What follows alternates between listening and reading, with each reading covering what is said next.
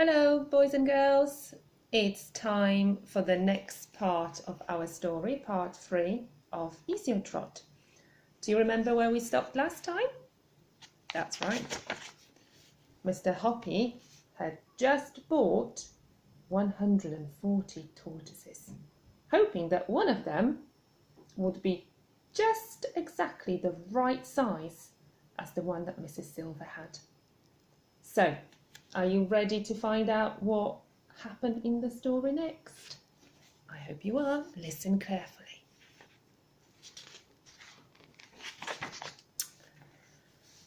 Before he retired, Mr. Hoppy had been a mechanic in a bus garage, and now he went back to his old place of work and asked his mates if he might use his old bench for an hour or two.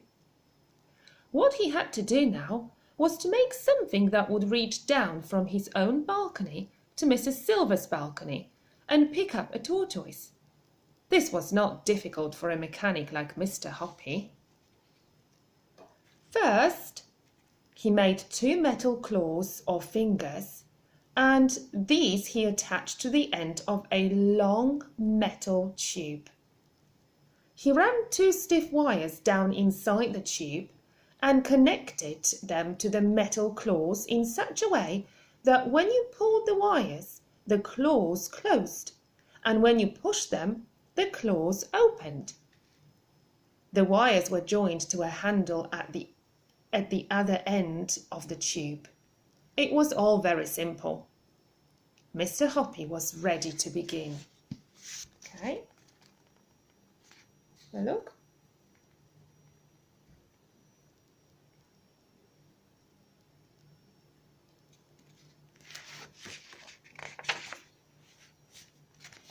You see?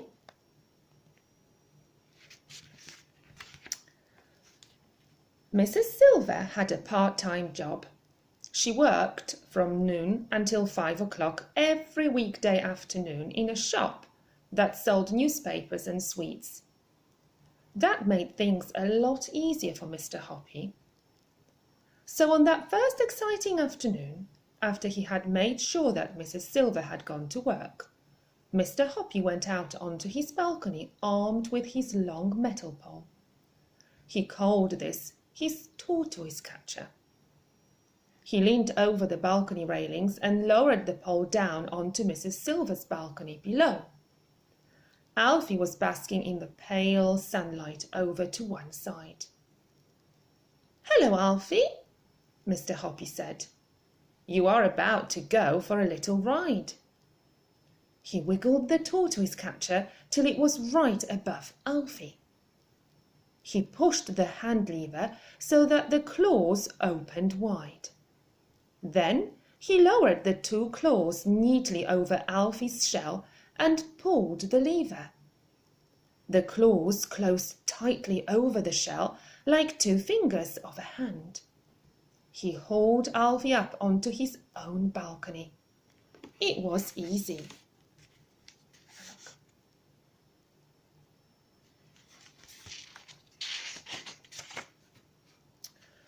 Mr. Hoppy weighed Alfie on his own kitchen scales, just to make sure that Mrs. Silver's figure of 13 ounces was correct. It was.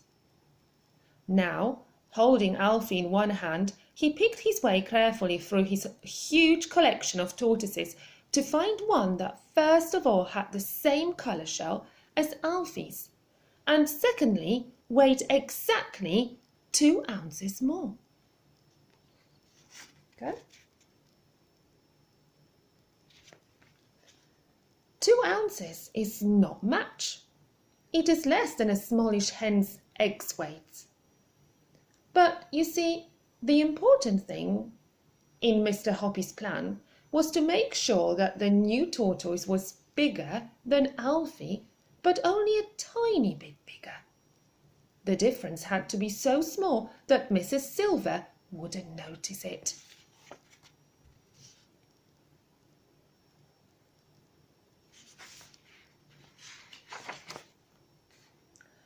From his vast collection, It was not difficult for Mr. Hoppy to find just the tortoise he wanted. He wanted one that weighed 15 ounces exactly on his kitchen scales, no more, no less. When he had got it, he put it on the kitchen table beside Alfie, and even he could hardly tell that one was bigger than the other. But it was bigger. It was bigger by 2 ounces. This was tortoise number 2. Mr. Hoppy took tortoise number 2 out onto the balcony and gripped it in the claws of his tortoise catcher. Then he lowered it onto Mrs. Silver's balcony, right beside a nice fresh lettuce. Tortoise number 2 had never eaten tender, juicy lettuce leaves before. It had only had thick old cabbage leaves. It loved the lettuce and started chomping away at it with great gusto. There followed a rather nervous 2 hours' wait for Mrs. Silver to return from work. Would she see any difference between the new tortoise and Alfie? It was going to be a tense moment.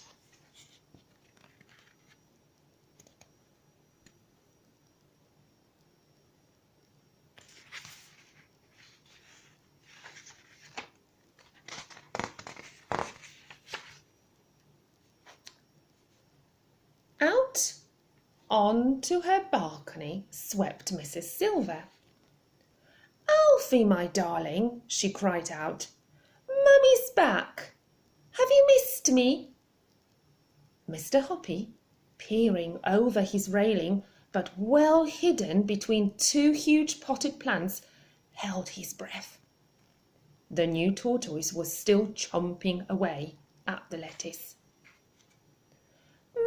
My, Alfie, you do seem hungry today," Mrs. Silver was saying. "It must be Mr. Hoppy's magic words I've been whispering to you."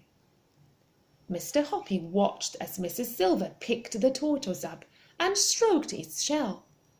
Then she fished Mr. Hoppy's piece of paper out of her pocket, and holding the tortoise very close to her face, she whispered, reading from the paper.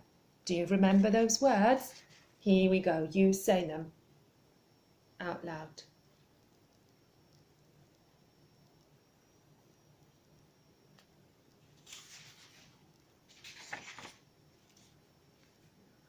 Mr. Hoppy popped his head out of the foliage and called out, "Good evening, Mrs. Silver. How is Alfie tonight?" "Oh, he is lovely," Mrs. Silver said, looking up and beaming. "And he's developing such an appetite. I've never seen him eat like this before. It must be the magic words." "You never know," Mr. Hoppy said darkly. "You never know." Mr. Hoppy waited 7 whole days before he made his next move.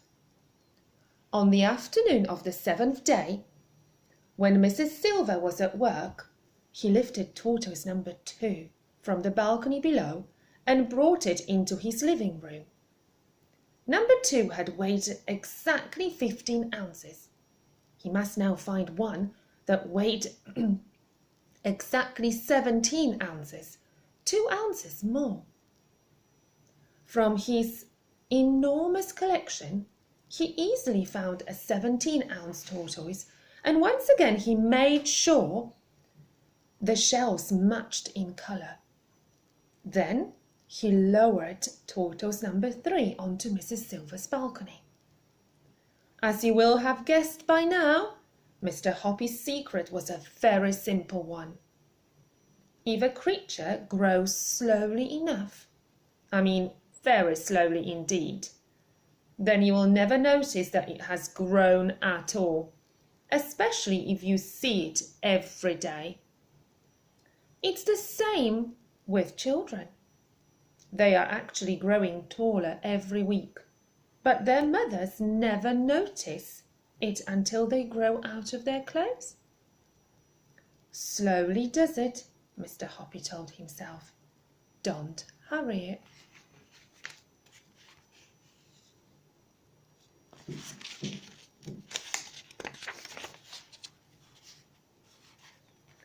So this is how things went over the next 8 weeks. In the beginning, Alfie weighed 13 ounces. End of first week, tortoise number 2 weighed 15 ounces. End of second week, tortoise number 3 weighed, you guessed it, 17 ounces. End of third week, tortoise number 4 weighed 19 ounces. End of fourth week, tortoise number 5 weighed 21 ounces. End of week 5, tortoise number 6 weighed 23 ounces.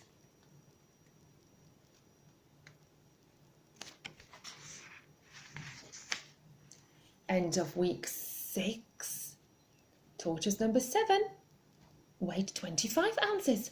End of 7th week, tortoise number 8 weighed 27 ounces. Alfie's weight was 13 ounces. Tortoise number 8 was 27 ounces.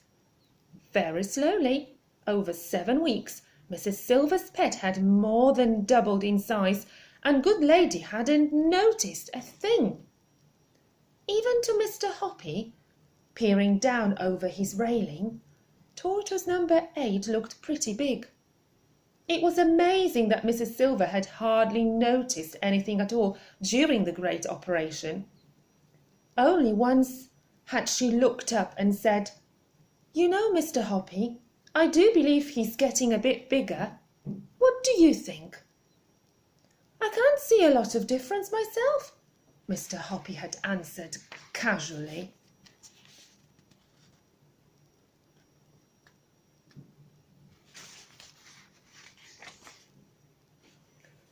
But now perhaps it was time to call a halt, and that evening Mr. Hoppy was just about to go out and suggest to Mrs. Silver that she ought to weigh Alfie when a startled cry from the balcony below brought him outside fast. "Look!" Mrs. Silver was shouting. "Alfie's too big to get through the door of his little house. He must have grown enormously." "Weigh him," Mr. Hoppy ordered. "Take him in and weigh him quick." Mrs. Silver did just that, and in half a minute she was back holding the tortoise in both hands and waving it above her head and shouting, "Guess what, Mr. Hoppy? Guess what? He weighs 27 ounces. He's twice as big as he was before." "Oh, you darling," she cried, stroking the tortoise. "Oh, you great big wonderful boy. Just look what clever Mr. Hoppy has done for you."